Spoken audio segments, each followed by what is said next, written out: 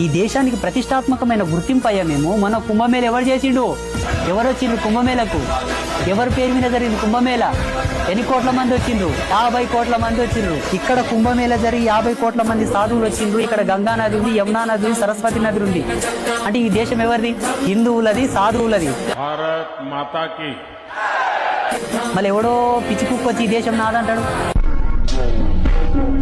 ఏమన్నా జరుగుతుందిడా? ఒక మహమ్మదీయుడు, ఒక ముస్లిం తన మత విశ్వాసాన్ని వ్యక్తపరచుకోవాలంటే మక్కా పోవాలి. వాళ్ళ కేంద్రం అది, వాళ్ళ హెడ్ క్వార్టర్ అది ఏ దేశంలో ఉంది? మళ్ళీ వీళ్ళంతా ఏ దేశానికి సంబంధించిన వాళ్ళు? ఒక క్రైస్తవుడు తన మత విశ్వాసాన్ని వ్యక్తపరచుకోవడానికి, గౌరవించుకోవడానికి జెరూసలేం పోవాలి. అది ఎక్కడుంది? వీళ్ళంతా ఎక్కడ పోవాలి? వీళ్ళంతా ఆ దేశానికి సంబంధించిన వాళ్ళు.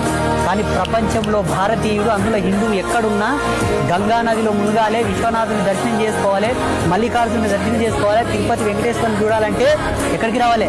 అప్పుడు ఈ దేశం ఎవరిది? హిందువు.